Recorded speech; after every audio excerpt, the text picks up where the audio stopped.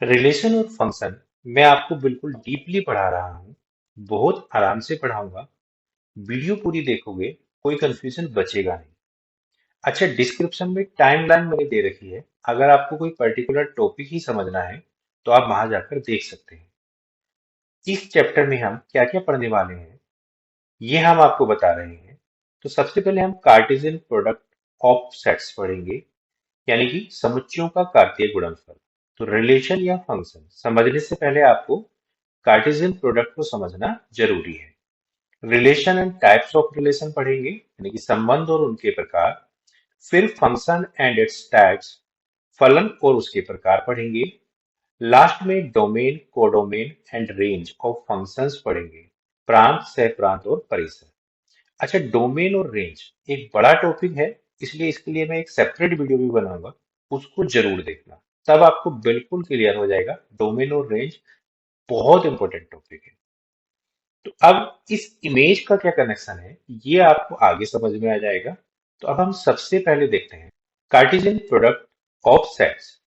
समुच्चयों का कार्तीय गुणनफल क्या होता है। हमने माना, देखो हमारे पास कोई दो सेट्स हैं ए और बी। नॉन एम्प्टी सेट्स हैं दोनों, और इनका हमें क्या निकालना है, कार्टेशियन प्रोडक्ट फाइंड करना है। Cartesian product of a and b represent होता है ए क्रॉस बी से, और ये बराबर होता है ऑर्डर्ड पेयर, इसको हम क्रमित युग्म बोलते हैं। तो ordered pair a comma b के। अब यहाँ पर जो पहला एलिमेंट है ए है, ये किसका एलिमेंट्स है, ये सब ए के सेट ए के एलिमेंट्स होंगे, और जो दूसरा एलिमेंट है वो सेट बी के एलिमेंट्स होंगे। तो अब अगर हम दो सेट का कार्टेशियन प्रोडक्ट फाइंड करते हैं, तो उसमें पहला एलिमेंट ए का लिखते हैं और दूसरा एलिमेंट दूसरे सेट का लिखते हैं। तो ये ordered pair a comma b के बराबर होता है। एग्जाम्पल हम देख लेते हैं। हमने माना कि ए बराबर हमारे पास ए कोमा बी कोमा सी एक सेट है, और बी बराबर हमारे पास पी कोमा क्यू एक सेट है। तो ए क्रॉस बी अगर हम फाइंड करते हैं तो हमारे पास कितना आता है। तो आप देखो, ए का पहला एलिमेंट क्या है, ए है। तो इस ए को हम किसके साथ लिखेंगे, बी के दोनों एलिमेंट्स के साथ लिखेंगे ऑर्डर्ड पेयर में, ए कोमा पी और ए कोमा क्यू। अब हम बी दूसरा एलिमेंट ले लेते हैं और बी को भी पी और क्यू दोनों के साथ लिखेंगे, बी कोमा पी और बी कोमा क्यू। अब हमारे पास तीसरा एलिमेंट है सी, और सी को भी हम बी के दोनों एलिमेंट्स के साथ लिखेंगे, सी कोमा पी और सी कोमा क्यू। तो इस तरीके से हम देखते हैं कि ए क्रॉस बी हमारे पास ये आ जाता है। अगर हम बी क्रॉस ए निकालेंगे तो बी के एलिमेंट्स पहले आएंगे और ए के एलिमेंट्स बाद में। अब देखो, बी का पहला एलिमेंट क्या है, पी है। तो पी को हम ए बी सी तीनों के साथ अलग अलग लिखते हैं, पी कोमा ए, पी कोमा बी और पी कोमा सी। ऐसे ही क्यू को हम तीनों के साथ अलग अलग लिखते हैं, q comma a, q comma b, q comma c. तो यहां से हम देखते हैं कि बी क्रॉस ए हमारे पास आ गया। अब आप ध्यान दें तो A cross B B cross A के बराबर नहीं है, तो इसलिए generally A cross B B cross A के बराबर नहीं होता है। अब अगर कोई सेट ए एम एलिमेंट है ए में, और बी कोई सेट है जिसमें कितने एलिमेंट्स हैं, एन एलिमेंट्स हैं, तो हमें फाइंड करना है कि ए क्रॉस बी में कितने एलिमेंट्स होंगे। तो देखो, ए क्रॉस बी में number of elements in a cross b is equal to हो जाएगा एम इंटू एन। जैसे हम ऊपर देखते हैं कि ए में हमारे पास थ्री एलिमेंट्स हैं, बी में हमारे पास टू एलिमेंट्स हैं। तो ए क्रॉस बी में थ्री टू जा सिक्स एलिमेंट आते हैं। ऐसे ही बी क्रॉस ए में भी सिक्स एलिमेंट आते हैं। अब हम समझते हैं कि रिलेशन क्या है और कार्टेशियन प्रोडक्ट की रिलेशन में क्या जरूरत पड़ती है। देखो, हम जानते हैं new Delhi is a capital of India, यानी कि दिल्ली का अगर हम देखें इंडिया से क्या रिलेशन है, तो वो कैपिटल का रिलेशन है।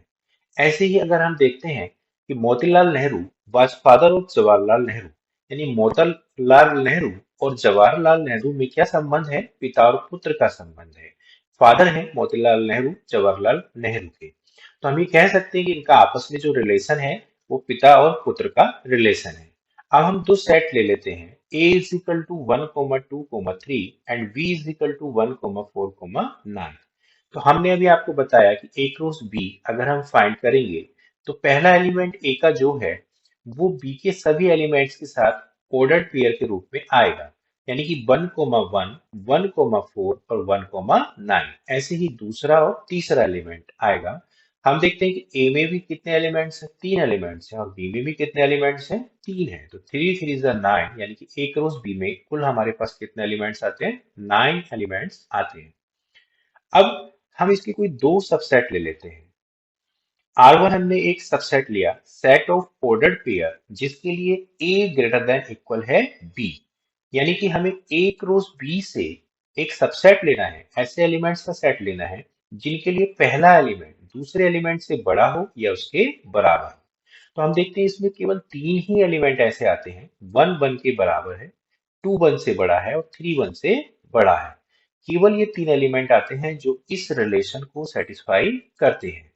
इसी ऑर्डर में हम दूसरा ले लेते हैं, R2 set of ordered pair in which A square is equal to B, यानी कि पहले एलिमेंट का स्क्वायर दूसरे एलिमेंट के बराबर हो। इसमें भी हमारे पास तीन एलिमेंट आते हैं, 1 का स्क्वायर 1 के बराबर, 2 का स्क्वायर 4 के बराबर, 3 का स्क्वायर 9 के बराबर होता है। तो हम देखते हैं कि R1 और R2 कोई दो सबसेट है। किसके सबसेट हैं? A क्रॉस B के सबसेट है।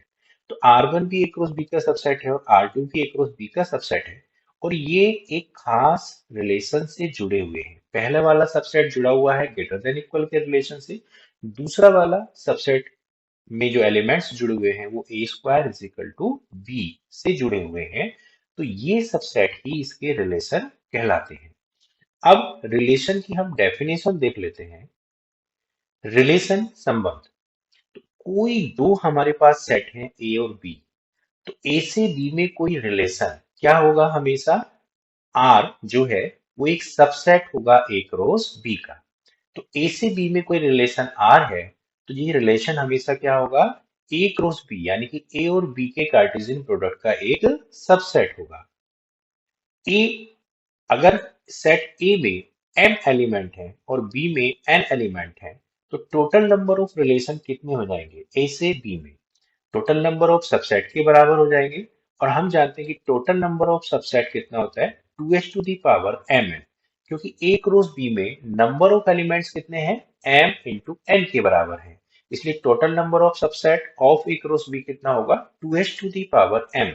तो बहुत इंपॉर्टेंट पॉइंट है कि total number of relation from a set a to b is equal to होता है total number of subset of a cross b के, और वो 2h to the power mn के बराबर होता है। अब देखो, आपके सामने आया कि रिलेशन एक सेट ए से बी में है, तो जरूरी नहीं है कि ये दोनों ही डिफरेंट सेट्स हों। ए से ए में भी रिलेशन हो सकता है। अगर रिलेशन ए से ए में है तो वो ए क्रॉस ए का एक सबसेट होगा। अगर रिलेशन बी से बी में है तो वो बी क्रॉस बी का एक सबसेट होगा। एग्जाम्पल हम ले लेते हैं कि ए बराबर हमारे पास 1,4,6 है, बी बराबर हमारे पास 2,4 है। तो टोटल नंबर ऑफ रिलेशन कितने हमारे पास होने चाहिए? तो हम देखते हैं कि ए क्रॉस बी में जो नंबर ऑफ एलिमेंट्स होने हैं वो कितने होंगे? तो ए क्रॉस बी में नंबर ऑफ एलिमेंट्स हमारे पास हो जाएंगे 3 इंटू 2, यानी कि 6। इसलिए जो रिलेशन है वो रिलेशन हमारे पास कितने हो जाएंगे? 2h टू दी पावर 6, यानी कि 64। तो टोटल नंबर ऑफ रिलेशन हमारे पास आ जाता है 64। अब हम देखते हैं कि डोमेन और रेंज, किसी रिलेशन के डोमेन और रेंज क्या होते हैं।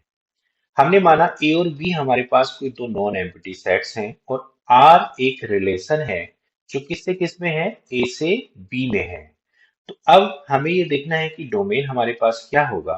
तो domain and range of a relation r is equal to, जहां पर आर हमारे पास जो रिलेशन है वो ए कोमा बी के बराबर है, जहां ए सेट ए का एलिमेंट होंगे और बी सेट बी का एलिमेंट है। अब डोमेन जो होता है किसी रिलेशन आर का डोमेन, यानी कि प्रांत, वो क्या होता है? Set of first component. जो पहले एलिमेंट्स हैं उनका जो सेट है वो डोमेन होता है, यानी कि ए के बराबर हो जाएगा, जहां पर ए कोमा बी आर का एलिमेंट है। डोमेन को हम क्या बोलते हैं? एब्सिसा भी बोल देते हैं। तो domain set of abscissa, first component मतलब एब्सिसा। अब हमारे पास रेंज ऑफ आर क्या है? सेट ऑफ सेकंड एलिमेंट्स है, जो सेकंड कंपोनेंट है, और इसको हम ऑर्डिनेट भी बोल देते हैं। और ये सेकंड कंपोनेंट क्या है आर का? हमारे पास बी है। तो बी, आर बराबर जो बी है वो रेंज हो जाएगा जहां पर ए कोमा बी रिलेशन आर का एलिमेंट है। आर का कोई भी एलिमेंट ऑर्डर्ड पेयर के रूप का होगा, और ऑर्डर्ड पेयर हमारे पास क्या है? ए कोमा बी है। यहाँ पर सेकंड एलिमेंट्स का जो सेट है वो क्या कहलाएगा, रेंज कहलाएगा। तो आपको समझ में आया होगा कि फर्स्ट कंपोनेंट का जो सेट है वो डोमेन है और सेकंड कंपोनेंट का जो सेट है वो रेंज है।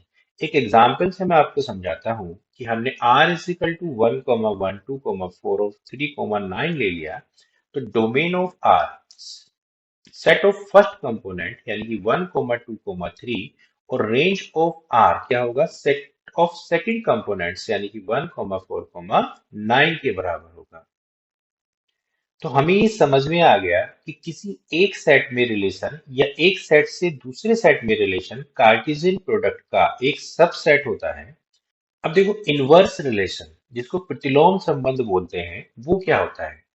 हमने हमने माना कि R एक रिलेशन है किसी सेट A से B में।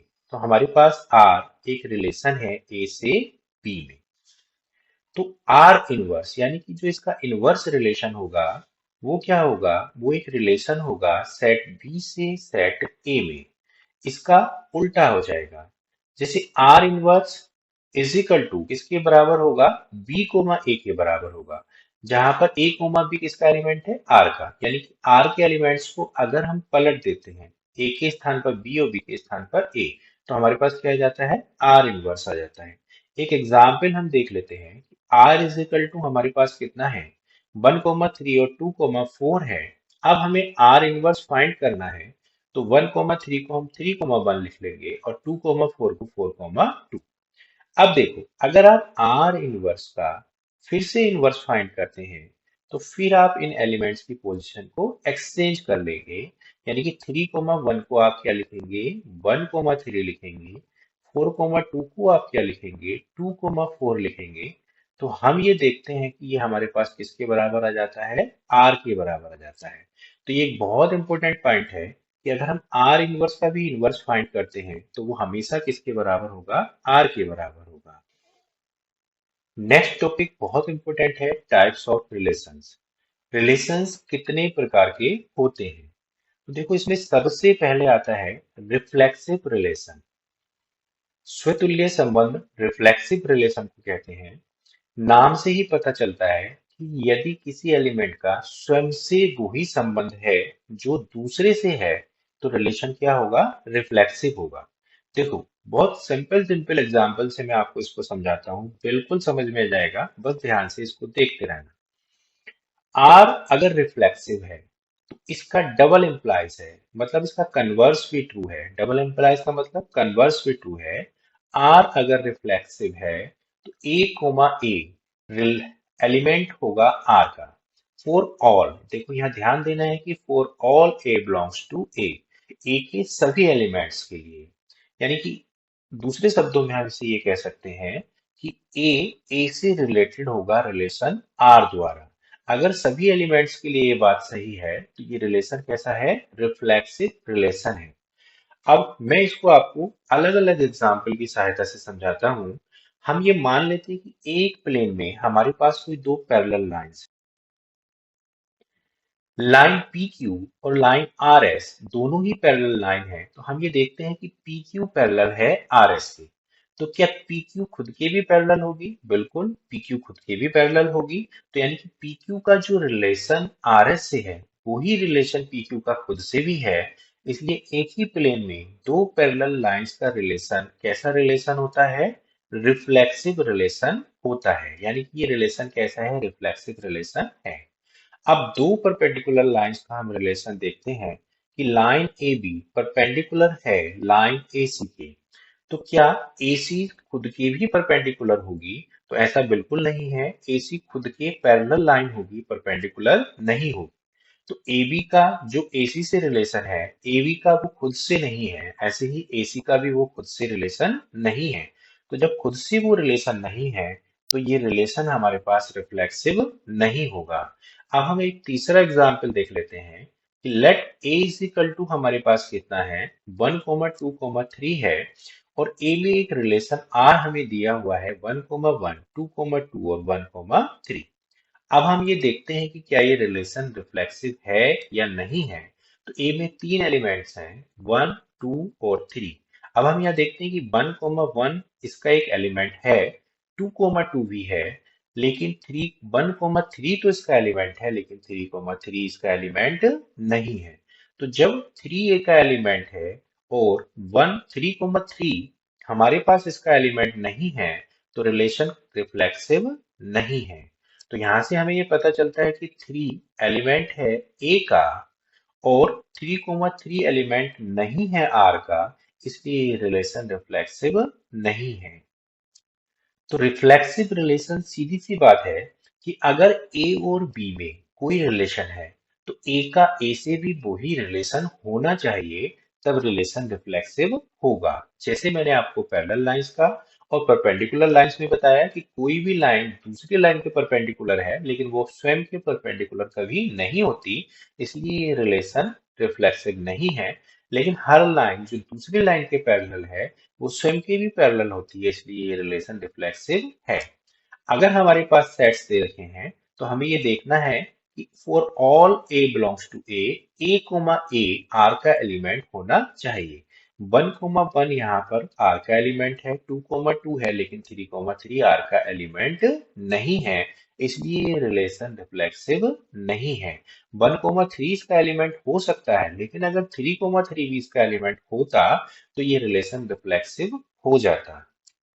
सेकंड हम देखते हैं सिमेट्रिक रिलेशन, यानी कि सममित संबंध। अब देखो सममित संबंध सिमेट्रिक रिलेशन क्या होता है। हम ये देख लेते हैं कि कोई रिलेशन आर है किसी सेट ए में एक रिलेशन है आर। अब ये सिमेट्रिक कब होगा? इफ एंड ओनली इफ, ये केवल तभी सिमेट्रिक होगा if and only if a comma b R का एलिमेंट है, this implies that b comma a भी आर का एलिमेंट हो। यहाँ पर भी क्या है? For all a comma b belongs to A. देखो सीधी सी बात ये है कि अगर ए रिलेटेड है बी से, रिलेशन से बी रिलेटेड होना चाहिए ए से, तो रिलेशन कैसा होगा? रिफ्लेक्सिव होगा। देखो इसको भी मैं आपको एग्जाम्पल की सहायता से समझाता हूँ। अभी हमने पैरेलल लाइंस का एक रिलेशन देखा था। तो हमने ये देखा था कि दो लाइंस हमारे पास एक प्लेन में पैरेलल हैं। एक लाइन ए बी है और दूसरी लाइन पी क्यू है। अब ए बी अगर पी क्यू के पैरेलल है, तो पी क्यू भी ए बी के पैरेलल होगी। यानी कि ये रिलेशन कैसा हो गया? रिफ्लेक्सिव हो गया। अब हम परपेंडिकुलर लाइंस का कोई रिलेशन देखते हैं। तो हमारे पास दो लाइंस परपेंडिकुलर हैं। हम ये मान लेते हैं कि ये ए बी है और ये ए सी है।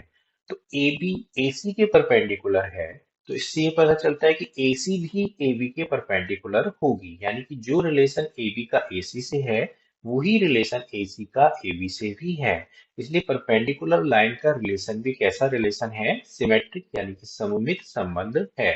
तो परपेंडिकुलर लाइन का रिलेशन सिमेट्रिक तो है, लेकिन रिफ्लेक्सिव नहीं है, क्योंकि यहाँ पर ए बी का जो रिलेशन ए सी से है, उल्टा भी सही होना चाहिए। यानी कि ए सी का वही रिलेशन ए बी से भी है, ए सी भी परपेंडिकुलर है ए बी के।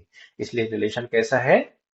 रिफ्लेक्सिव नहीं है, लेकिन सिमेट्रिक है। नेक्स्ट एग्जाम्पल हम देख लेते हैं कि a इज इक्वल टू हमारे पास कितना है? 1,2,3 है एंड कोई रिलेशन r है हमारे पास सेट A में। ये रिलेशन हमें r दिया हुआ है, तो हमें ये देखना है कि क्या ये सिमेट्रिक है। आप यहाँ पर देखें कि 1,2 r का एलिमेंट है और 2,1 भी r का एलिमेंट है। 1,3 r का एलिमेंट है और 3,1 भी r का एलिमेंट है और 1,1 r का एलिमेंट है ही। तो for all a belongs to A हमारे पास सिमेट्रिक रिलेशन की कंडीशन सेटिस्फाई हो रही है, इसलिए ये रिलेशन कैसा है? सिमेट्रिक है। अब इसके दो बहुत इंपॉर्टेंट पॉइंट्स हैं कि अगर आर हमारे पास कोई सिमेट्रिक रिलेशन है, तो हमेशा आर इनवर्स आर के बराबर होगा। बहुत इंपॉर्टेंट पॉइंट है, सीधे यहां से क्वेश्चन पूछ लिया जाता है, तो इसलिए ये आपको याद रखना है।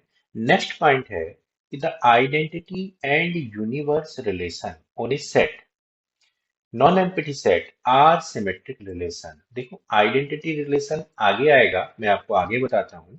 यूनिवर्सल रिलेशन मतलब ए क्रॉस बी, अगर ए से बी में कोई रिलेशन है, तो ए क्रॉस बी जो रिलेशन है वो यूनिवर्सल होगा, या ए क्रॉस ए जो है वो यूनिवर्सल रिलेशन होगा। तो ये दोनों ही रिलेशन किसी नॉन एम्प्टी सेट के लिए हमेशा कैसे होते हैं? सिमेट्रिक रिलेशन होते हैं। देखो, आइडेंटिटी रिलेशन के बारे में मैं आपको थोड़ा समझा देता हूँ, बाकी आगे इसको डिस्कस करेंगे कि अगर हमारे पास ए के तीन एलिमेंट्स हैं, 1, 2, 3, तो एक रिलेशन जिसमें 1 का रिलेशन 1 से, 2 का रिलेशन 2 से और 3 का रिलेशन 3 से है, वो आइडेंटिटी रिलेशन होगा। इसमें कोई और एलिमेंट नहीं हो सकता, केवल ए कोमा ए ही इसका एलिमेंट होगा, तो ये आइडेंटिटी रिलेशन कहलाएगा। तो इसको आइडेंटिटी रिलेशन बोलते हैं। तो आइडेंटिटी रिलेशन और यूनिवर्सल रिलेशन हमेशा कैसे होते हैं? सिमेट्रिक रिलेशन होते हैं। थर्ड हमारे पास आ जाता है ट्रांजिटिव रिलेशन, संक्रामक संबंध इसको हम बोलते हैं। तो किसी सेट ए में कोई रिलेशन आर है हमारे पास, तो इसको ट्रांजिटिव हम कब कहेंगे? हमें ये देखना है कि ये कब ट्रांजिटिव होगा। तो अगर हमारे पास एक रिलेशन आर है किसी सेट ए में, और ए कोमा बी आर का एलिमेंट है, एंड बी कोमा सी भी आर का एलिमेंट है। देखो यहाँ पर ए कोमा बी और बी कोमा सी आर का एलिमेंट है, जिनका दूसरा और पहला एलिमेंट कैसे है? ये संक्रमक होगा, तो ए कोमा सी आर का एलिमेंट होगा। तो ए कोमा सी आर का एलिमेंट होगा, तब ये संक्रमक संबंध कहलाएगा। For all a comma b comma c belongs to A के लिए। अब इसको हम एक एग्जाम्पल से समझ लेते हैं। सीधी सी बात यह है कि ए रिलेटेड है बी से और बी रिलेटेड है सी से, तो उसी रिलेशन से ए रिलेटेड होगा सी से। यानी कि ये जो कॉमन एलिमेंट है इसको हम यहाँ से एलिमिनेट कर देंगे, तो ये रिलेशन कैसा कहलाएगा? हमारे पास ट्रांजिटिव रिलेशन कहलाएगा। एग्जाम्पल हम ले लेते हैं कि a is equal to 1, 2, 3 and r is equal to, एक रिलेशन हमें दिया है 1, 1, 1, 2, 2, 3 और 3, 1। अब हमें ये चेक करना है कि क्या ये रिलेशन ट्रांजिटिव है या नहीं है। ध्यान से अगर आप देखते हैं कि 1, 1 एलिमेंट है इसका और 1, 2 इसका एलिमेंट है, तो 1, 2 इसका एलिमेंट होना चाहिए, वो ऑब्वियसली इसमें है ही। अब 1, 2 इसका एलिमेंट है, 2, 3 इसका एलिमेंट है, तो 1, 3 भी इसका एलिमेंट होना चाहिए, जबकि 1, 3 इसका एलिमेंट नहीं है, इसलिए ट्रांजिटिव नहीं है। 2, 3 एलिमेंट है, 3, 1 एलिमेंट है, 2, 1 इसका एलिमेंट होना चाहिए, तो हम देखते हैं कि 2, 1 भी इसका एलिमेंट नहीं है, इसलिए ये ट्रांजिटिव नहीं है। तो यहाँ से हमें पता चल गया कि ये रिलेशन ट्रांजिटिव नहीं है, क्योंकि 1, 2 आर का एलिमेंट है, 2, 3 आर का एलिमेंट है, लेकिन 1, 3 आर का एलिमेंट नहीं है। अब फोर्थ रिलेशन हमारे पास आता है इक्विवेलेंस रिलेशन, समतुल्य संबंध। किसी सेट ए में हम मान लेते हैं कि किसी सेट ए में कोई रिलेशन आर हमारे पास है, तो ये रिलेशन इक्विवेलेंस कहलाएगा यदि ये रिफ्लेक्सिव भी हो, सिमेट्रिक भी हो, ट्रांजिटिव भी हो। अभी जो हमने पीछे तीन संबंध पढ़े हैं, स्वतुल्य संबंध, सममित संबंध और संक्रामक संबंध, तो कोई भी संबंध इक्विवेलेंस यानी कि समतुल्य संबंध कहलाएगा यदि ये तीनों रिलेशंस की प्रॉपर्टीज को सेटिस्फाई करे। अगर एक की भी प्रॉपर्टी सेटिस्फाई नहीं करेगा, तो वो रिलेशन इक्विवेलेंस रिलेशन नहीं कहलाएगा। तो कोई भी रिलेशन हमारे पास कैसा है?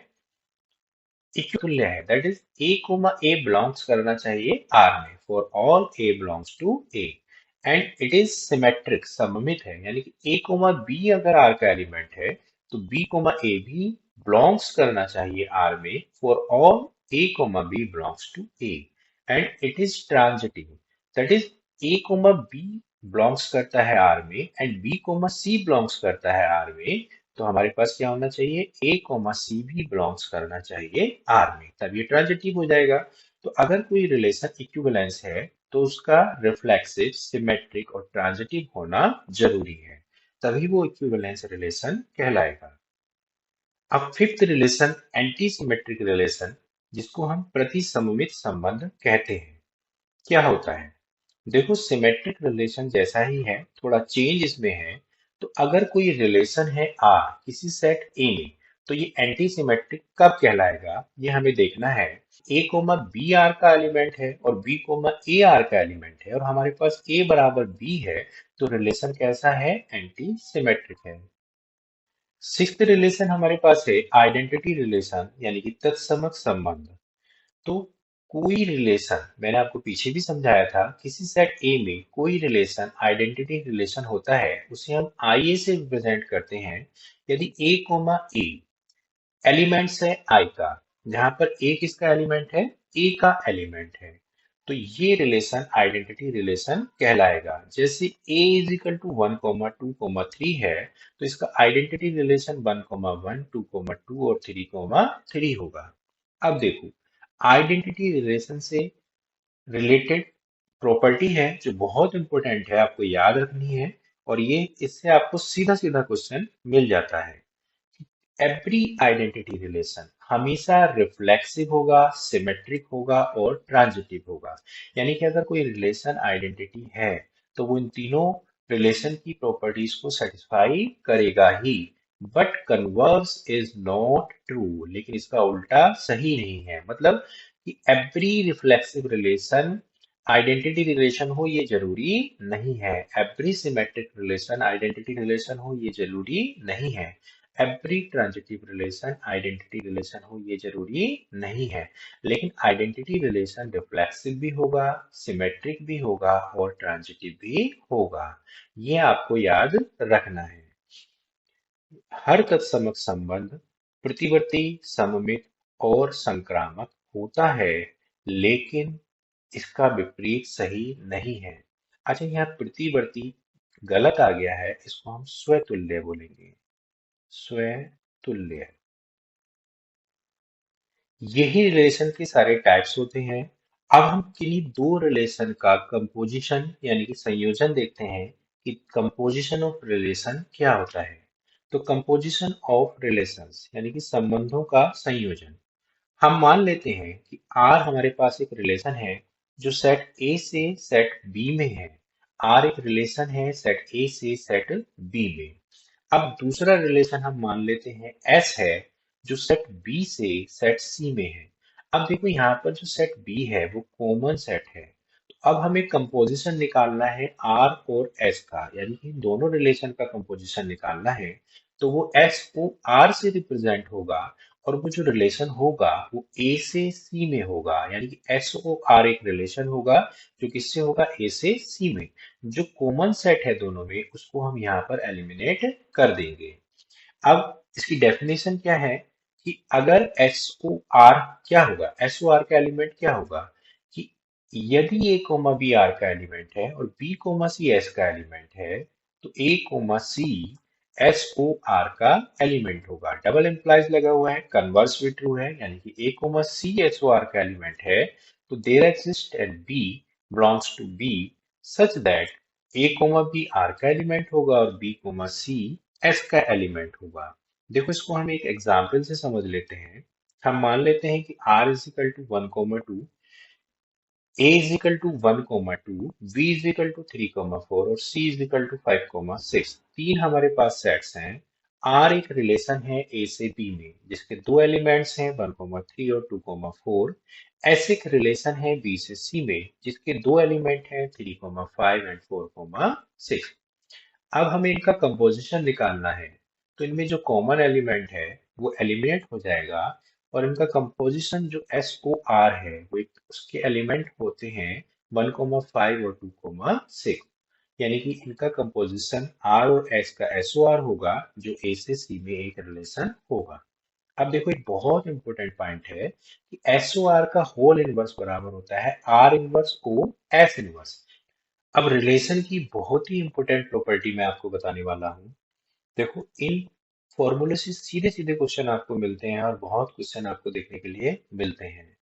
तो सबसे पहला क्या है, हम ये मान लेते हैं कि ए कोई नॉन एम्प्टी सेट है और जिसमें नंबर ऑफ एलिमेंट्स कितने हैं, n है।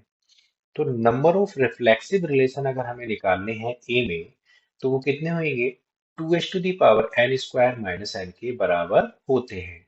अब नंबर ऑफ सिमेट्रिक रिलेशन अगर हमें फाइंड करना है ए में, तो वो कितने होते हैं, 2n² प्लस n अपॉन 2 के बराबर होते हैं। देखो, एक एग्जाम्पल से मैं आपको समझाता हूँ, इंपॉर्टेंट एग्जाम्पल है, अक्सर एग्जाम में आपको देखने को इस टाइप के क्वेश्चन मिल जाते हैं। हम मान लेते हैं कि एन ए बराबर 4 है, यानी कि किसी सेट ए में जो एलिमेंट्स हैं वो कितने हैं, 4 हैं। तो हमारे पास number of reflexive relation on A is equal to 2 to the power n² minus n 2 to the power 4 square, और 4 स्क्वायर होता है 16 माइनस 4, यानी कि 2 to the power 12 के बराबर होते हैं। अब हम number of symmetric relation find करते हैं, तो वो कितना होता है कि 2 to the power n² plus n upon 2, 4 square plus 4 upon 2। अब 4 स्क्वायर कितना होता है हमारे पास 16 होता है, और 16 प्लस 4 कितना हो जाएगा 20। तो हम यहाँ देखते हैं कि 2 to the power 20 अपॉन 2, यानी कि 2 to the power 10। जो नंबर ऑफ सिमेट्रिक रिलेशन हो जाते हैं वो 2 to the power 10 के बराबर हो जाते हैं। रिलेशन से संबंधित जितना कुछ था मैंने आपको यहाँ सब बताया है। अब देखो, कुछ इंपॉर्टेंट एग्जाम्पल हम यहाँ डिस्कस करते हैं जो अक्सर एग्जाम में आते रहते हैं। आप देखें जेई मेंस 2023 में ये एग्जाम्पल आया है जो 10 अप्रैल को सेकंड शिफ्ट में हुआ था। हमें क्या दे रखा है कि a इज इक्वल टू 2,3,4 है और v इज इक्वल टू 8,9,12 है। Then the number of elements in the relation. अब एक रिलेशन हमें दे रखा है, देखो। अब रिलेशन क्या है कि a1 b1 है और a2 b2, दो एलिमेंट्स हैं इसके जो a क्रॉस b के एलिमेंट्स हैं, जहां पर a1 डिवाइड्स करता है b2 को और a2 डिवाइड्स करता है b1 को। अब यहाँ पर हम पहले पहले एलिमेंट को डिस्कस करेंगे। हमें दे रखा है कि a1 डिवाइड्स करता है b2 को। तो अब इसके लिए कितनी चॉइस हो सकती है? A1 एलिमेंट है A का, और A में कितने एलिमेंट्स हैं? 3 एलिमेंट्स हैं। हम देखते हैं कि पहला एलिमेंट 2 है, तो 2 8 को डिवाइड करता है और 12 को डिवाइड करता है, यानी कि 2 दो एलिमेंट्स को डिवाइड करता है बी के। तो इसके पास कितनी चॉइस हो गई? 2 चॉइस हो गई। अब हम देखते हैं कि दूसरा एलिमेंट हमारे पास 3 है। 3 9 को डिवाइड करता है और 12 को डिवाइड करता है, तो 3 भी 2 एलिमेंट्स को डिवाइड करता है, तो इसके पास भी कितनी चॉइस हो गई? 2 चॉइस हो गई। अब हम 4 पे डिस्कस करते हैं। 8 को डिवाइड करता है, 4 2 जा 8 और 4 3 जा 12, यानी कि 12 को डिवाइड करता है। तो इसके पास भी कितनी चॉइस है? हमारे पास 2 चॉइस है। तो ईच एलिमेंट कितनी चॉइस रखता है?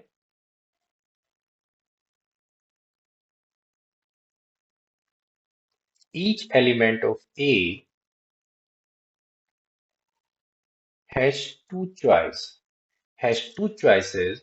देयरफॉर इस एलिमेंट्स के लिए टोटल नंबर ऑफ हमारे पास जो चॉइस हो जाएंगी वो कितनी हो जाएंगी?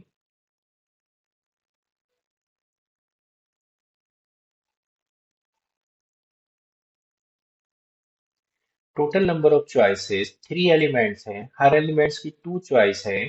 तो आप इनको ऐड भी कर सकते हैं, सीधा सीधा मल्टीप्लाई करें तो 6 चॉइसेस हमारे पास आ जाती हैं।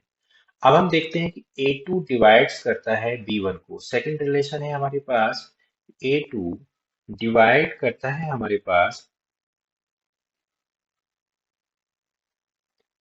B1 को।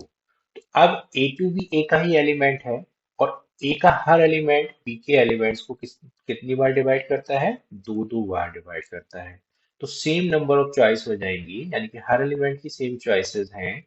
तो टोटल नंबर ऑफ चॉइसेस फिर 3 into 2 = 6। अब देखो दोनों इवेंट्स हम कैसी हैं? इंडिपेंडेंट हैं। तो जब इंडिपेंडेंट इवेंट्स के लिए नंबर ऑफ रिलेशन निकालेंगे तो इनकी हमेशा मल्टीप्लाई करेंगे, ऐड नहीं करेंगे। तो टोटल नंबर ऑफ रिलेशन हो जाएगा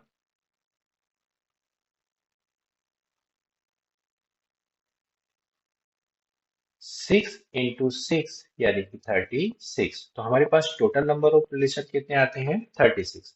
देखो, जेई मेंस 2023 11 अप्रैल के पेपर में सेकंड शिफ्ट में ये क्वेश्चन आया है कि a is equal to 1 3 4 6 and 9 and v is equal to, हमें एक सेट दे रखा है, r एक रिलेशन दे रखा है एक क्रॉस b में a1 b1 a2 b2। अब देखो यहाँ पर हमारे पास क्या है कि a1 लेस देन इक्वल है b2 से और b1 लेस देन इक्वल है a2 से। तो दोनों के लिए नंबर ऑफ चॉइस हमें हर एलिमेंट की फाइंड करनी है।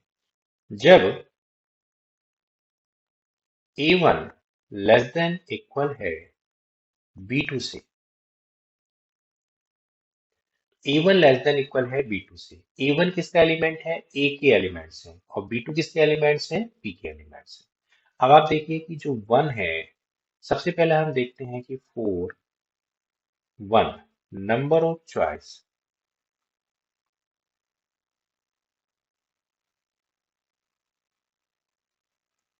तो 5 एलिमेंट्स हैं इसमें, सभी से लेस देन है, तो नंबर ऑफ चॉइस कितनी हो जाएगी? 5 हो जाएगी।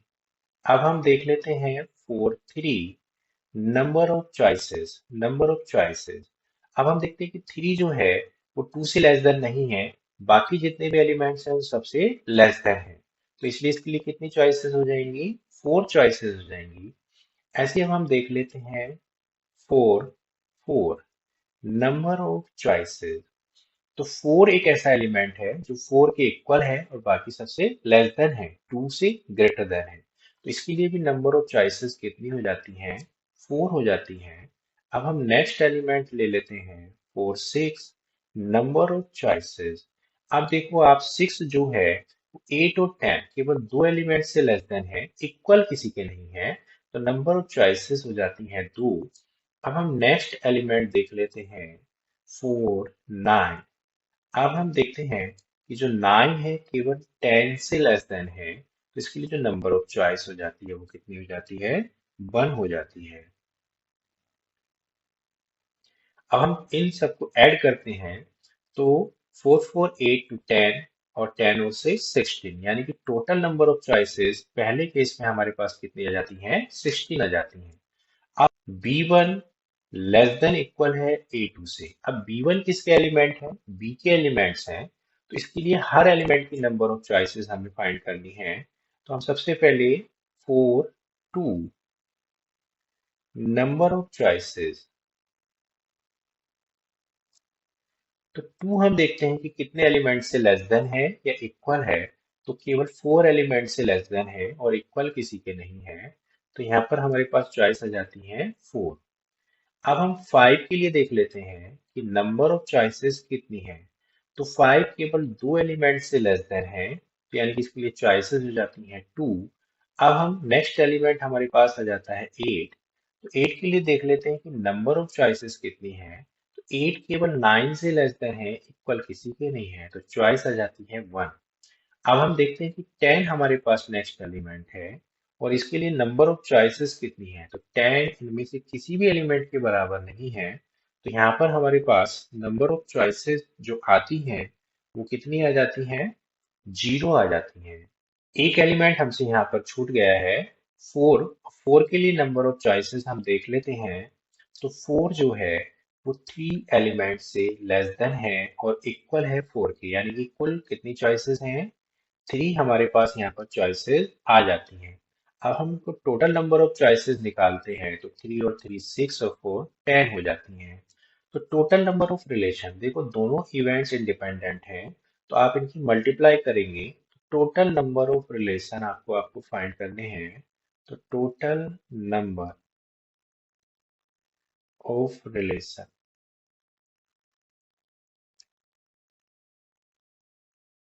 हमारे पास हो जाते हैं 16 इंटू 10, यानी कि 160। तो डी इसका ऑप्शन सही हो जाता है।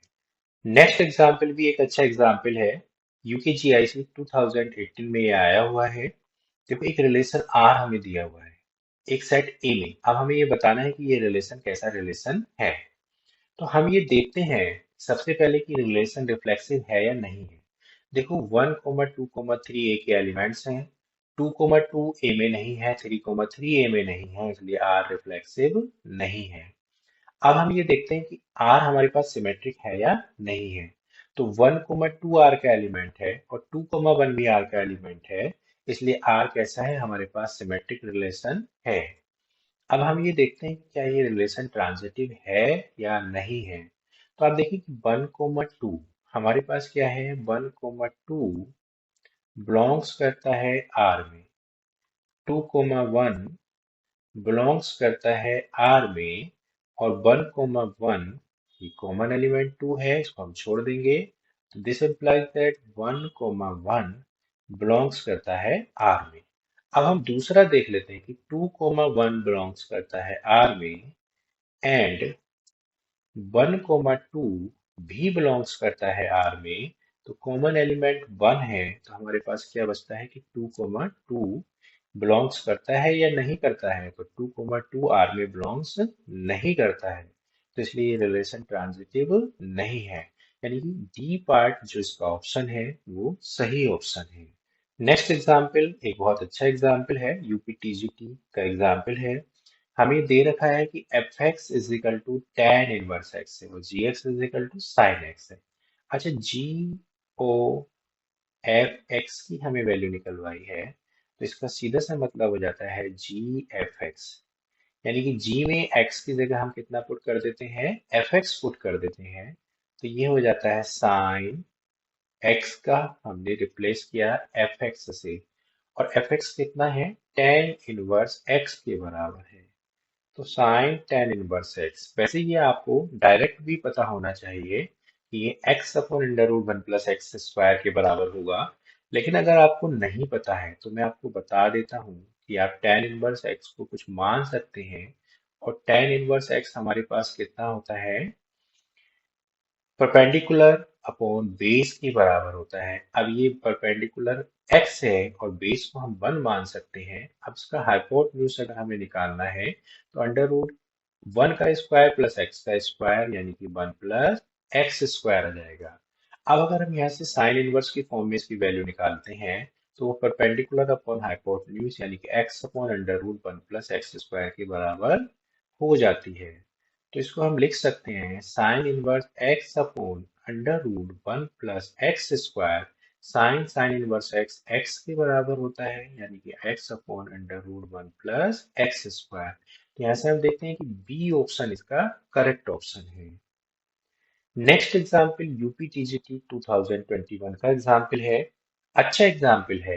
हमें दिया हुआ है f x plus one upon x is equal to x cube plus one upon x cube, f under root three की वैल्यू निकलवाई है। तो अंडर रूट थ्री की वैल्यू निकलवाई है तो उसके लिए हमें एफ एक्स की वैल्यू पता होनी चाहिए, तो हम उसके लिए लेट मान लेते हैं कि x plus one upon x is equal to कितना है, वाई है। अब x plus one upon x को हमने y कंसिडर कर लिया है, तो दोनों पक्षों का क्यूब कर दो क्योंकि हमें x cube plus one upon x cube की वैल्यू चाहिए। तो x plus one upon x का whole cube is equal to हमारे पास y क्यूब हो जाता है। तो यहाँ से a प्लस बी का होल क्यूब होता है a cube plus b cube plus three a into b into a plus b, और ए की जगह एक्स है और बी की जगह वन अपॉन एक्स है। तो ये हमने इसकी जो आइडेंटिटी है इसको एक्सपेंड कर लिया है। एक्स से एक्स हमारे पास कैंसिल हो जाता है, x cube plus one upon x cube plus one upon x हमारे पास आ जाता है। तो यहाँ से हम देखते हैं कि x cube plus one upon x cube is equal to y cube minus three x plus one upon x, और इसकी वैल्यू कितनी है, वाई है। X plus one upon x को हमने कितना माना है, वाई माना है, तो y cube minus three Y.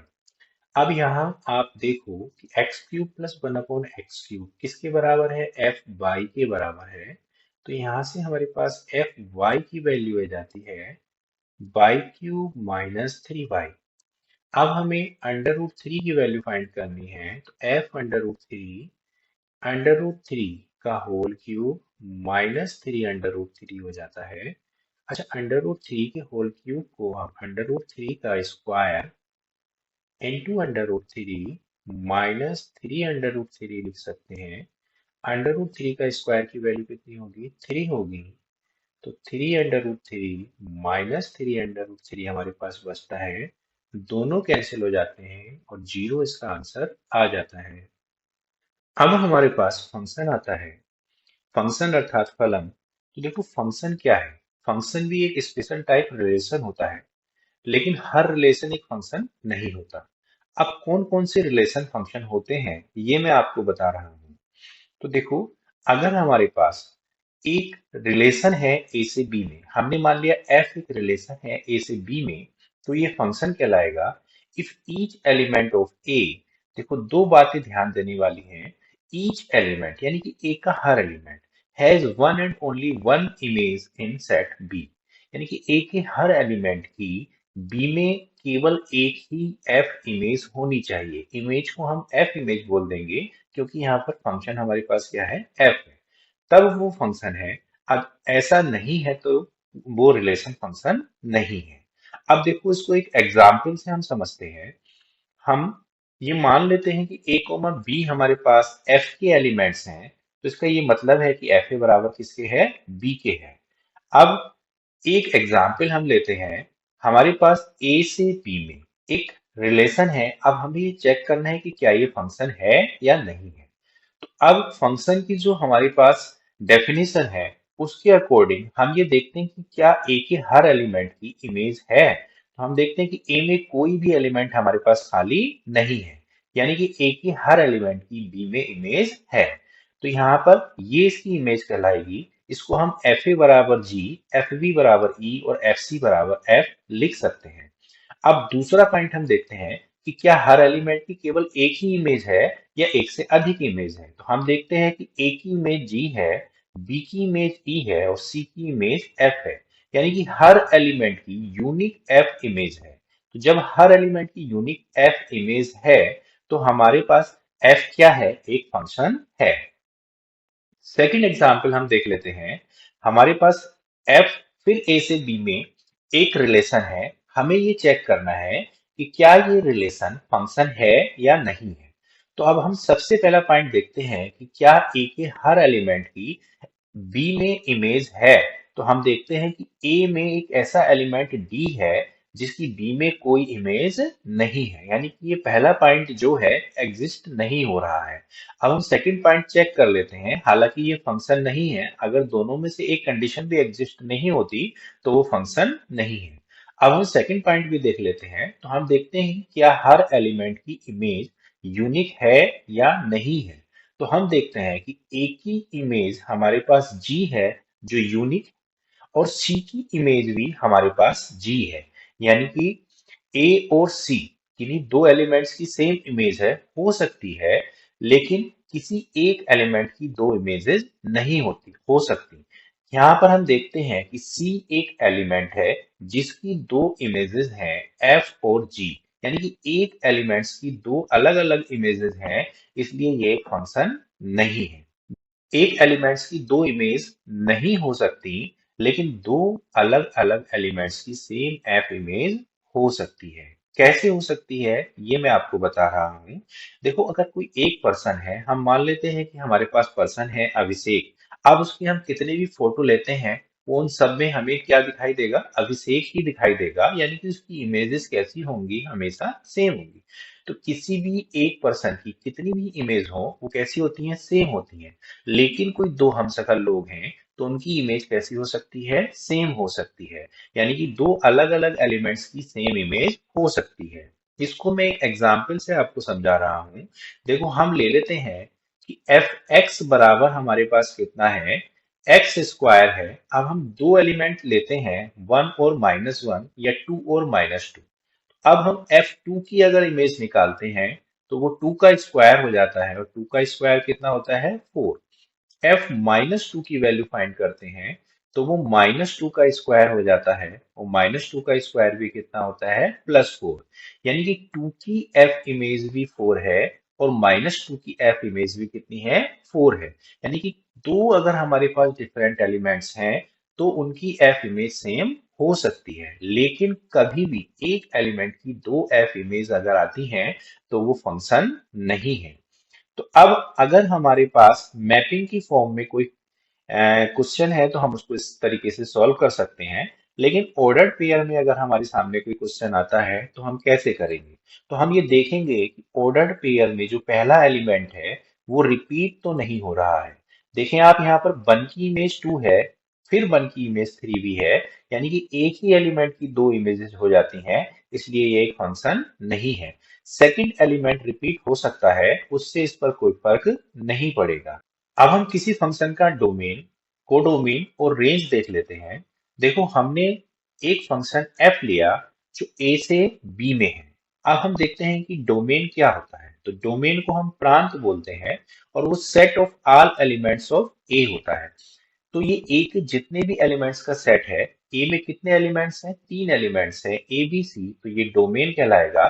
Codomain set of all elements of b होगा। तो कोडोमेन हमारे पास कितना हो जाएगा? E comma f comma g comma h. अब रेंज क्या होती है? तो रेंज हम ये देखते हैं कि बी के वो एलिमेंट जो ए के किसी ना किसी एलिमेंट की इमेज है, वो रेंज कहलाते हैं। तो यहाँ पर रेंज हमारे पास क्या हो जाएगी? तो हम देखते हैं कि रेंज परिसर बोलते हैं set of all elements of B which are f image of elements of A. तो वो कौन कौन से एलिमेंट्स हैं? वो हमारे पास 3 एलिमेंट्स हैं, ई कोमा एफ कोमा जी।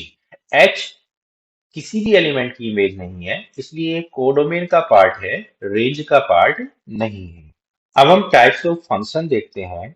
तो देखो, स्पेशली हमारे पास 2 टाइप्स ऑफ फंक्शन होते हैं। नंबर फर्स्ट, इनटू मैपिंग, जिसको अंतःक्षेपी फलन कहते हैं। और अंतःक्षेपी फलन भी 2 प्रकार का होता है। इनटू मैपिंग में वन वन इनटू मैपिंग होती है। वन टू वन मैपिंग को हम इंजेक्टिव मैपिंग भी कहते हैं। तो वन वन इंटू मैपिंग अर्थात एक एक की अंतःक्षेपी फलन। और सेकंड होता है मैनी वन इंटू मैपिंग अर्थात बहु एक एक अंतःक्षेपी फलन। अब सेकंड टाइप जो होता है मैपिंग का, वो होता है onto function. Onto function अर्थात आच्छादक फलन। अब आच्छादक फलन में क्या होता है? ये भी 2 टाइप का होता है। सबसे पहले one one onto function होता है, जिसको हम बाइजेक्टिव मैपिंग भी कहते हैं, एक है कि आच्छादक फलन। Second number many one onto mapping होती है, जिसको हम बहु एक आच्छादक फलन भी कहते हैं। अब देखो, इसको मैं बिल्कुल डीपली आपको समझाता हूँ, एक एक चीज आपकी क्लियर हो जाएगी। और किस टाइप के क्वेश्चन इनसे आते हैं, ये भी मैं आपको एग्जाम्पल देकर बताता हूँ। अब हम देख लेते हैं कि सबसे पहले हमारे पास इनटू मैपिंग कौन सी मैपिंग होती है। तो देखो, इनटू मैपिंग का मतलब ये है कि अगर हमारे पास ए से बी में कोई मैपिंग है, एफ सच दैट ए से बी में, हमें ये पता है कि ये एक फंक्शन है। तो एफ ए से बी में एक फंक्शन है एफ। अब ये इनटू कब होगा?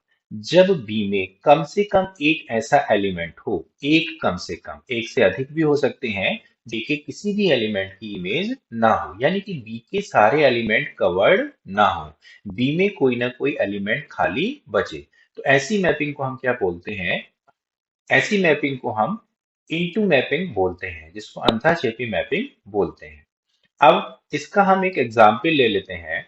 तो इसमें हमने क्या बताया है कि not every element in the set b is mapped to by an element in the set a, यानी कि बी का हर एलिमेंट ए के सभी एलिमेंट से मैप्ड नहीं होना चाहिए, कोई ना कोई एलिमेंट हमारे पास खाली होना चाहिए। तो अब देखो, हम एक एग्जाम्पल ले लेते हैं।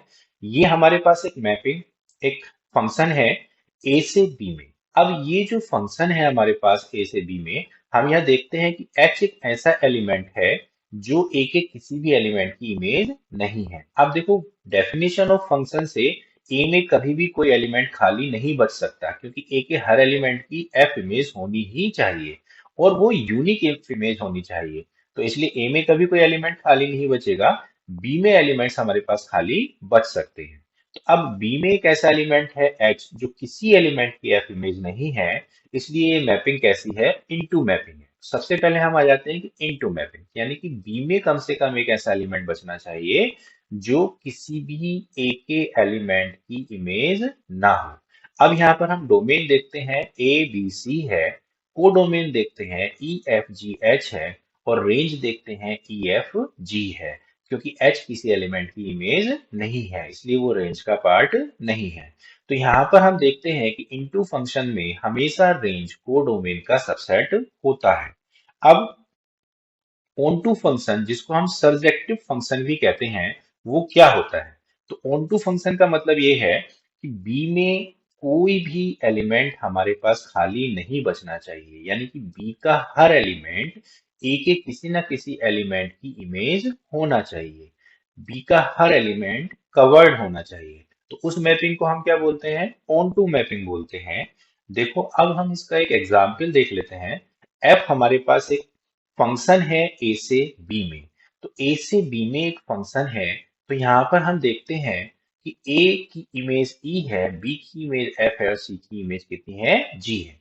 बी में कोई एलिमेंट हमारे पास एम्प्टी नहीं है, बी का हर एलिमेंट कवर्ड है, तो इसलिए ये मैपिंग कैसी है, ऑन टू मैपिंग है। अब ऑन टू मैपिंग में हम देखते हैं कि जो हमारे पास कोडोमेन है वही रेंज होती है, यानी कि रेंज इक्वल होता है कोडोमेन के, तो ये ऑन टू मैपिंग हो जाती है। अब इनके अलग अलग टाइप्स हम देख लेते हैं। तो हमने आपको बताया कि one one mapping into mapping जो होती है वो दो टाइप की होती है, वन वन इनटू और मैनी वन इनटू। तो अब देखो वन वन जो मैपिंग है मतलब इंजेक्टिव, तो वन वन इंटू फंक्शन क्या है, तो वन वन इंटू फंक्शन। देखो हर मैपिंग फंक्शन हो ये जरूरी नहीं है, हर फंक्शन एक मैपिंग होता है ये कंपलसरी है, ठीक है। तो मैं कई बार आपके सामने मैपिंग और फंक्शन बोल रहा हूं तो उससे कंफ्यूज होने की जरूरत नहीं है। हमने आपको फंक्शन की डेफिनेशन बता दी है कि अगर ए का एवरी एलिमेंट बी में एक यूनिक एफ इमेज रखता है तभी वो मैपिंग एक फंक्शन है, ये आपको पता होना चाहिए। अब इसमें कंफ्यूजन नहीं होना चाहिए। तो ए फंक्शन है हमारे पास, ए टेंड्स टू बी। अब ये वन वन कहलाएगा if every element of the domain a maps to a unique element in the codomain b. तो ये तो डेफिनेशन हमारे पास फंक्शन की भी है। फिर इसमें क्या इसमें क्या नया हो गया, तो इसमें जो नया है वो है यूनिक एलिमेंट, यानी कि एक एलिमेंट जो इमेज रखेगा वो यूनिक इमेज रखेगा, वो किसी और एलिमेंट की इमेज नहीं हो सकती। तो this means that no two different elements in a map to the same element in b, यानी कि ए का एक से अधिक एलिमेंट बी में सेम इमेज नहीं रख सकते। अब देखो इसका हम एक एग्जाम्पल देख लेते हैं कि ये हमारे पास एक फंक्शन है ए से बी में। अब पहली बात, वन वन इनटू फंक्शन, तो ये हम चेक करते हैं कि क्या ये इनटू फंक्शन है, तो ऑब्वियसली ये इनटू फंक्शन है क्योंकि बी के अंदर एक ऐसा एलिमेंट है एच जो ए के किसी एलिमेंट की इमेज नहीं है, यानी कि बी में एक एक्स्ट्रा एलिमेंट हमारे पास बच रहा है, तो इसलिए ये कैसा फंक्शन है, इनटू फंक्शन है। अब हम ये चेक करते हैं कि क्या ये वन वन फंक्शन है, तो हम देखते हैं कि हर एलिमेंट की एक यूनिक एफ इमेज है, ऐसे कोई दो एलिमेंट नहीं है जिनकी सेम एफ इमेज हो, इसलिए ये function one one into function है। अब हम आगे आ जाते हैं नेक्स्ट पर कि मैनी वन इंटू फंक्शन क्या होता है। तो हम देखते हैं कि ये जो फंक्शन है कि क्या ये इंटू फंक्शन है, तो हम देखते हैं कि यहाँ पर भी हमारे पास एक एलिमेंट एच बचा हुआ है जो ए के किसी एलिमेंट की एफ इमेज नहीं है, इसलिए ये एक इंटू फंक्शन है। अब हम चेक करते हैं कि क्या ये वन वन है या मैनी वन है।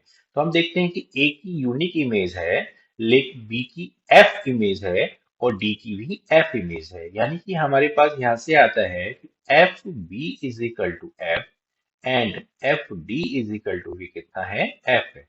तो दोनों की इमेजेस एफ हैं, तो इसलिए ये मैनी वन फंक्शन कहलाएगा, वन वन फंक्शन नहीं कहलाएगा, यानी कि ये मैनी वन इंटू फंक्शन हो जाता है। One one onto function, तो देखो अगर one one onto function, तो ऑन टू में क्या होना चाहिए, बी में कोई भी एलिमेंट खाली नहीं होना चाहिए, यानी कि बी का हर एलिमेंट कवर्ड होना चाहिए। तो every element of a maps to a unique element in b, one one में यूनिक एलिमेंट से ही मैप करेगा, and every element of the codomain b is covered, यानी कि बी का हर एलिमेंट यहाँ पर कैसा होना चाहिए, कवर्ड होना चाहिए। देखो हम इसका एग्जाम्पल देख लेते हैं। ए से बी में हमारे पास एक फंक्शन है, तो हमें ये चेक करना है कि क्या ये वन वन ऑन टू है या नहीं है। तो हम देखते हैं सबसे पहले कि ये ऑन टू है या नहीं है। तो देखो बी का हर एलिमेंट कवर्ड है इसलिए ये ऑन टू है, या हम कह सकते हैं कि इसकी जो रेंज है वो इसके कोडोमेन के बराबर है, इसलिए ये कैसा है, ऑन टू फंक्शन है। अब सेकंड पार्ट हम देखते हैं कि क्या हर एलिमेंट की एक ही इमेज है, तो ए की भी यूनिक इमेज है, बी की भी यूनिक इमेज है और सी की भी यूनिक इमेज है, ऐसे कोई दो एलिमेंट नहीं है जो सेम एफ इमेज रखते हों, इसलिए ये one one onto function है। अब सेकंड हम एग्जाम्पल ले लेते हैं। फिर हमारे पास एक फंक्शन है, तो हम देखते हैं कि क्या ये ऑन टू फंक्शन है, तो हम देखते हैं कि बी का हर एलिमेंट कवर्ड है, इसलिए ऑन टू फंक्शन है।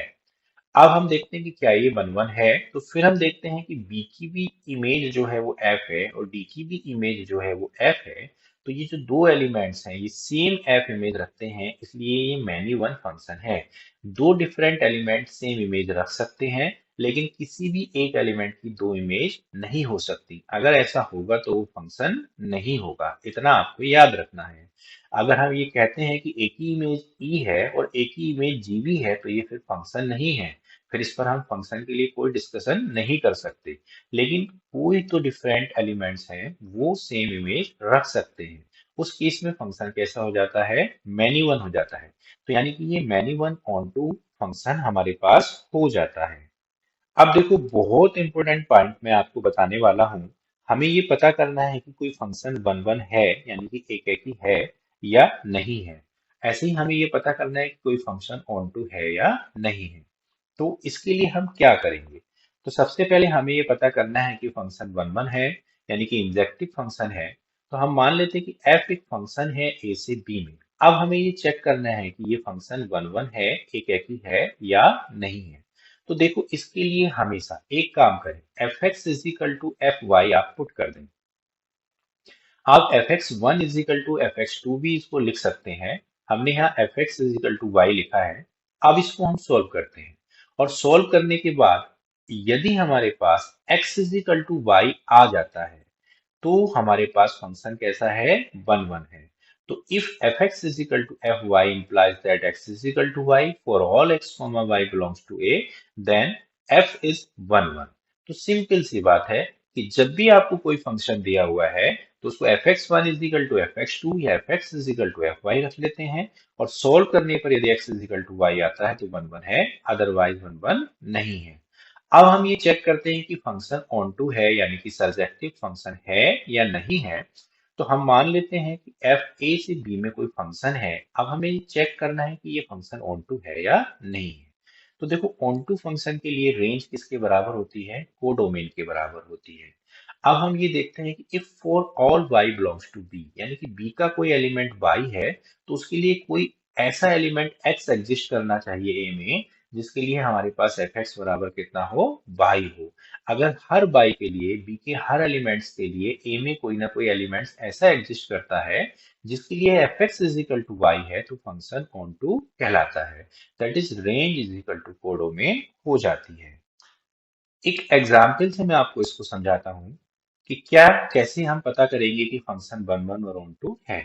हमें दिया हुआ है f x is equal to two x minus five. हमें ये चेक करना है कि फंक्शन वन वन और ऑन टू है या नहीं है। तो सबसे पहले हम चेक करते हैं कि ये वन वन है या नहीं है। तो हम पुट कर देते हैं f x is equal to f y. अब एफ एक्स कितना है, टू एक्स माइनस फाइव है, तो इसलिए एफ वाई कितना हो जाएगा, टू वाई माइनस फाइव हो जाता है।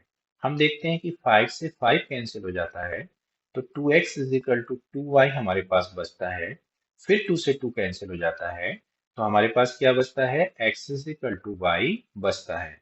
तो दिस इंप्लाइज दैट हमारे पास फंक्शन क्या हो गया,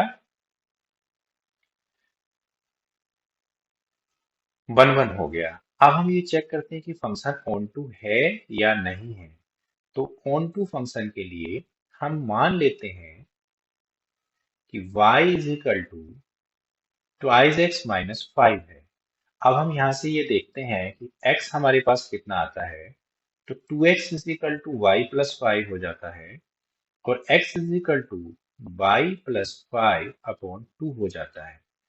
अब y x कोई भी रियल नंबर है, कोई भी रियल नंबर है, तो ऑब्वियसली y भी हमारे पास क्या आएगा, रियल नंबर ही होगा। ठीक है, तो for all y belongs to R, there exists an x belongs to R such that fx is equal to कितना होगा, y के बराबर होगा। यानी कि रियल नंबर की वैल्यू यहाँ पर रियल नंबर ही आएगी फंक्शन में पुट करने के बाद। तो इसलिए जो हमारे पास यहाँ पर रेंज होगी वो कोडोमेन के बराबर होगी। तो इसलिए फंक्शन कैसा है हमारे पास, ऑन टू भी है। अब देखो, नेक्स्ट पॉइंट जो है वो बहुत इंपॉर्टेंट है। मैं आपको कुछ फॉर्मूले बताने वाला हूँ नंबर ऑफ फंक्शन से रिलेटेड। इनसे सीधे सीधे क्वेश्चन आपको एग्जाम में मिलते हैं। उनसे रिलेटेड जो एग्जाम्पल्स हैं वो भी मैं आपको बताता हूँ। हम ये मान लेते हैं कि हमारे पास दो सेट्स हैं, ए और बी, और ए में जो नंबर ऑफ एलिमेंट्स हैं वो m है और b में जो नंबर ऑफ एलिमेंट्स हैं n है, तब ए से बी में जो टोटल नंबर ऑफ फंक्शंस होंगे वो हमें फाइंड करने हैं, तो वो कितने होते हैं। तो देखो, हमें ए से बी में टोटल नंबर ऑफ फंक्शन निकालने हैं। तो total number of function from A to B वो होते हैं ns to the power m। A से बी में निकलवाया है तो जो ए की पावर है वो n पर रेज हो जाती है। ये हमें ध्यान रखना है कि जिस सेट से दूसरे सेट में निकलवाया है, तो जिस सेट से निकलवाया है उसकी पावर ऊपर आती है। अब हमें देखना है कि total number of one one function जो होते हैं वो कितने होते हैं। तो देखो, तो total number of one one function A to B कितने होते हैं, वो एन पी एम। पी यहाँ पर परम्यूटेशन को रिप्रेजेंट करता है। अगर आपको इसके बारे में अभी नहीं पता है तो आगे जब क्वेश्चन आएगा तो मैं आपको इसके बारे में बताता हूँ। अब जो नेक्स्ट हमारे पास पॉइंट है, अब जो नेक्स्ट हमारे पास है वो मिसप्रिंट हो गया है। वो total number of one one function ना होकर मैनी वन फंक्शन है। Many one function from A to B. अब देखो, वन वन फंक्शन हमारे पास है, टोटल नंबर ऑफ फंक्शन हमारे पास है। तो टोटल नंबर ऑफ फंक्शन से अगर हम वन वन फंक्शन घटा देते हैं तो बचे हुआ हमारे पास क्या बचता है, मैनी वन फंक्शन बच जाते हैं। तो total number of many one function जो हमारे पास होते हैं वो कितने होते हैं, ns to the power m minus npm के बराबर होता है। अब जो नेक्स्ट फार्मूला है वो बहुत ही इंपॉर्टेंट फार्मूला है। हमें total number of onto function find करने हैं किसी सेट ए से किसी सेट बी में। अब हम मान लेते हैं कि ए में जो नंबर ऑफ एलिमेंट है वो m है और बी में जो नंबर ऑफ एलिमेंट है वो कितने हैं, n है। तो अब हमें total number of onto function find करने हैं। टोटल नंबर ऑफ फंक्शन नहीं, total number of onto function find करने हैं। तो वो कितने होते हैं, देखो उसके लिए मैं एक फार्मूला बता रहा हूँ, बस आपको उसका यूज करना है और सीधे सीधे आपके पास आंसर आ जाता है। तो टोटल नंबर ऑफ जो ऑन टू फंक्शन होते हैं वो होते हैं समेसम k इज इक्वल टू 0 से n minus one s to the power k n C k. See यहाँ पर कॉम्बिनेशन वाला फंक्शन है, ब्रैकेट में n minus k s to the power m। अब अगर हम k इज इक्वल टू 0 लगाकर इसकी एक टर्म को एक्सपेंड कर लेते हैं तो इसी फार्मूले को हम सेकंड टाइप से लिख सकते हैं कि ns to the power m। अब हमने आपको बताया था कि ns to the power m जो होते हैं वो टोटल नंबर ऑफ फंक्शन होते हैं। अब हमारे पास k इज इक्वल टू 1 से n माइनस वन तक बचता है nc k n minus k s to the power m के बराबर। तो जो total number of onto function होते हैं वो हम इस फार्मूले से इजीली फाइंड कर सकते हैं। आप दोनों में से कोई सा भी फार्मूला यूज कर सकते हैं, लेकिन अगर आप मेरी माने तो आप सेकंड फार्मूले का यूज करें तो उससे आपका आंसर जल्दी आ जाता है। तो total number of one two function का हमारे पास एक फार्मूला आ जाता है जो बहुत ही इंपॉर्टेंट है और अक्सर इससे क्वेश्चन मिल जाते हैं। अब देखो, इसमें दो बातें ध्यान रखने की हैं जो मैं आपको बता रहा हूं कि अगर number of element A less than है नंबर ऑफ एलिमेंट बी से, यानी कि m लेस देन है n से, तो इस केस में जो total number of onto function होते हैं वो जीरो होते हैं। यानी ए से बी में ऑन टू फंक्शन निकालने हैं तो ए में कभी भी बी से कम एलिमेंट नहीं होने चाहिए, तब कभी भी वो मैपिंग ऑन टू नहीं हो सकती। मैपिंग ऑन टू कब हो सकती है, जब ए में बी के बराबर एलिमेंट्स हो या उससे ज्यादा एलिमेंट हो।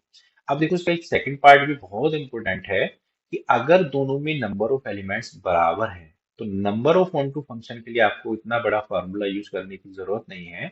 उस केस में सीधा सीधा factorial n number of onto function के बराबर हो जाते हैं।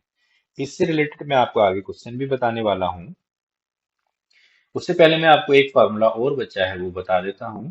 अगर हमें number of into function find करने हैं तो देखो, सीधी सी बात है कि टोटल नंबर ऑफ फंक्शन से हम अगर ऑन टू फंक्शन को सब्ट्रैक्ट कर दें तो हमारे पास क्या बचेगा, इनटू फंक्शन बचेगा। तो ns to the power m minus number of onto function, ऊपर मैंने एक्सपेंड करके दिखाया था। तो जो टर्म है वो बची हुई हमारे पास, हम उसको लिख देते हैं। तो वो कितना है, minus one s to the power k plus one. देखो, उसको हमने minus one s to the power, जो माइनस है उसको पावर में ऐड कर दिया है तो वो k प्लस वन हो गया है। यहाँ पर इस बात का ध्यान रखना है, k is equal to one से n minus one, n C k n minus k s to the power m। तो टोटल नंबर ऑफ अगर आपको फाइंड करने हैं इनटू फंक्शन तो उसके लिए हमारे पास ये फॉर्मूला आ जाता है। हम एक एग्जाम्पल देख लेते हैं। हमसे कह रहा है कि find the number of onto function from the set A. अब ए में कितने एलिमेंट्स हैं? 3। टू द सेट बी, और बी में भी कितने एलिमेंट्स हैं? 3। तो n A is equal to हमारे पास कितना है? एन बी है, और दोनों में कितने एलिमेंट हैं? 3 हैं। तो total number of onto function कितने हो जाते हैं? Total number of onto function, अब वो फैक्टोरियल एन के बराबर हो जाता है, यानी कि फैक्टोरियल 3। और फैक्टोरियल 3 का मतलब क्या होता है? 1 से 3 तक की जितनी भी टर्म्स हैं उनकी आप मल्टीप्लाई कर दें। तो 1 2 3, यानी कि 3 2 6।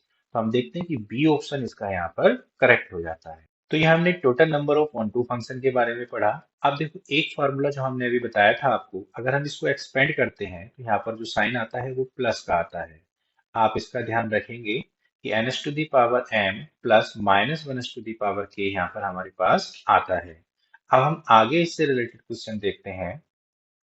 तो हमें क्या करना है? Find the number of onto function. हमें ऑनटू फंक्शन के नंबर फाइंड करने हैं एक सेट ए से सेट बी में। अब हमें यहाँ पर क्या दिया हुआ है कि n A, number of element in A is equal to 4 है, यानी कि हमारे पास m इज इक्वल टू कितना हो जाता है? 4 हो जाता है।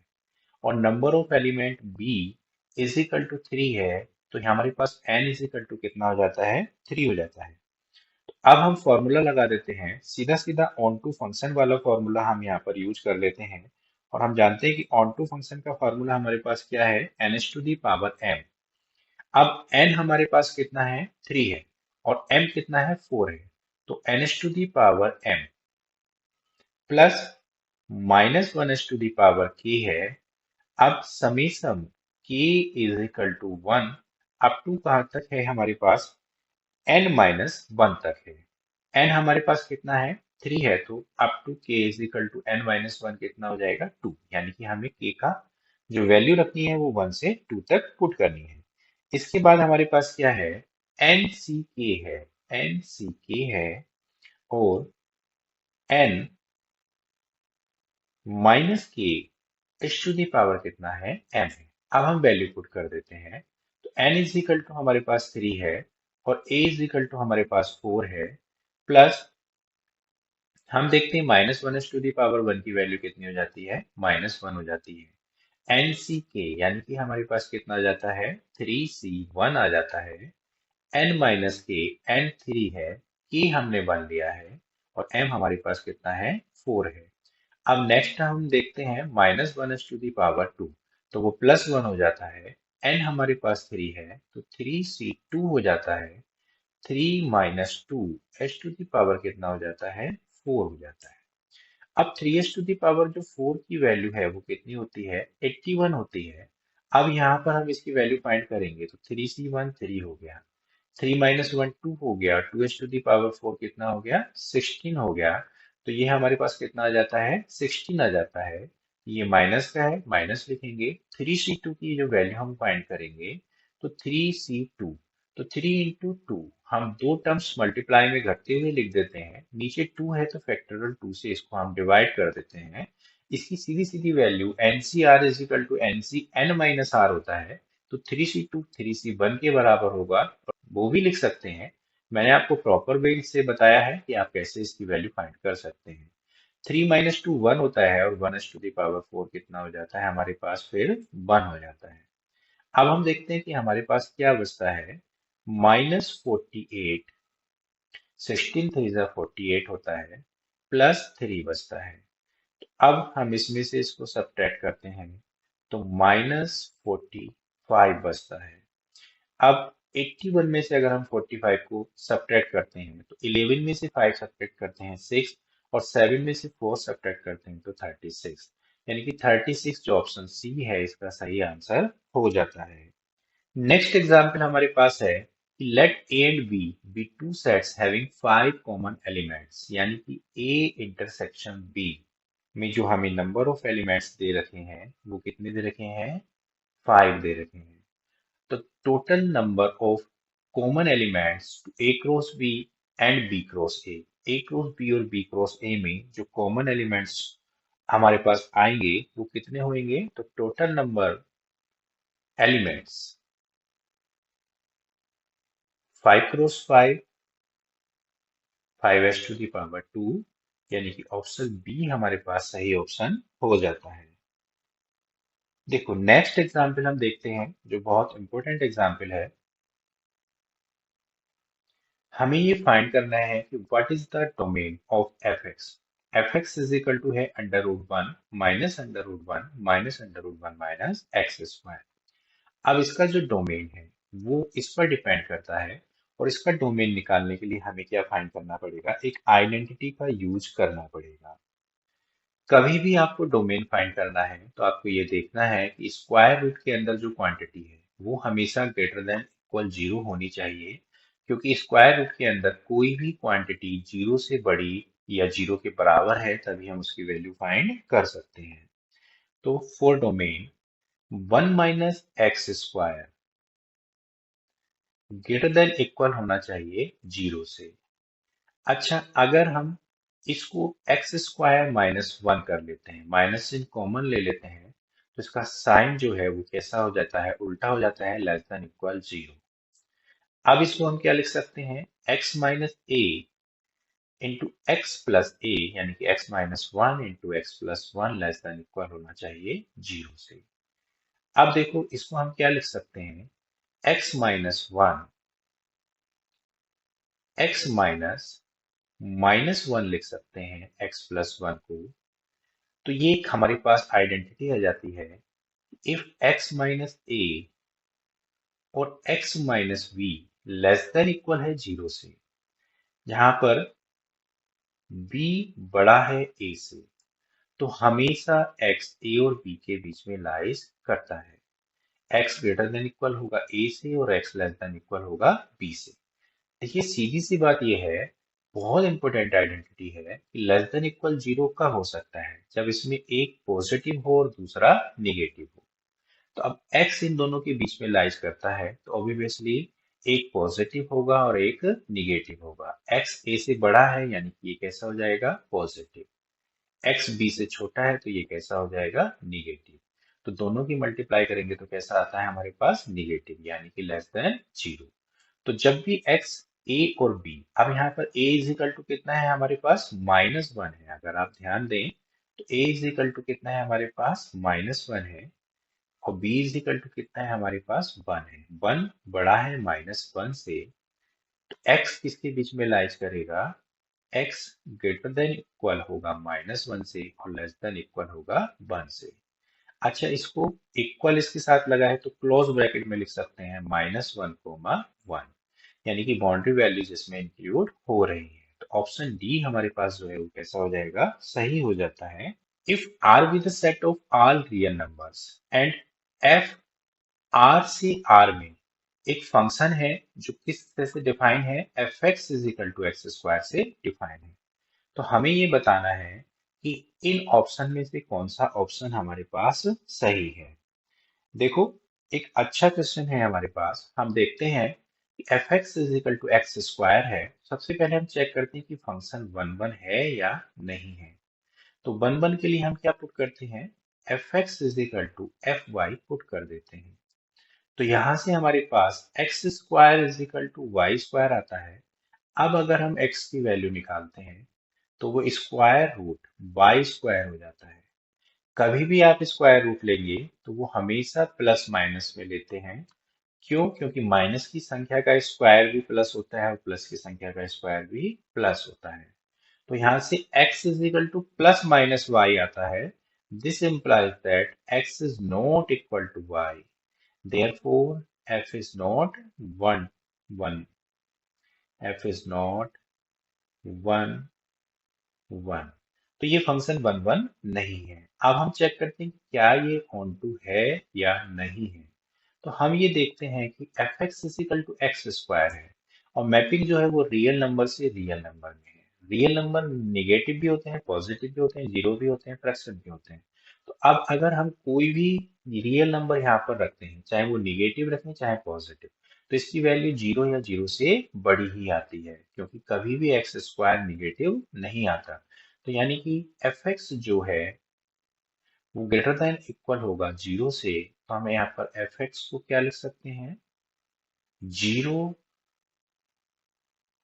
कोमा इनफाइनाइट, ये सेमी क्लोज ब्रैकेट है, जीरो इंक्लूड है, इनफाइनाइट इंक्लूड नहीं है। तो हम ये देखते हैं कि हर x के लिए कोई ना कोई fx हमारे पास, हर fx के लिए कोई ना कोई x हमारे पास एग्जिस्ट करता है जो एक रियल नंबर है। तो इसलिए ये फंक्शन कैसा है हमारे पास, ऑन टू है। सी इसका यहाँ पर सही हो जाता है। अगर आपने वीडियो पूरी देखी है, वीडियो आपको पसंद आई है तो कमेंट करें, पसंद नहीं आई है तो भी कमेंट करें और अपने सुझाव हमें जरूर दें।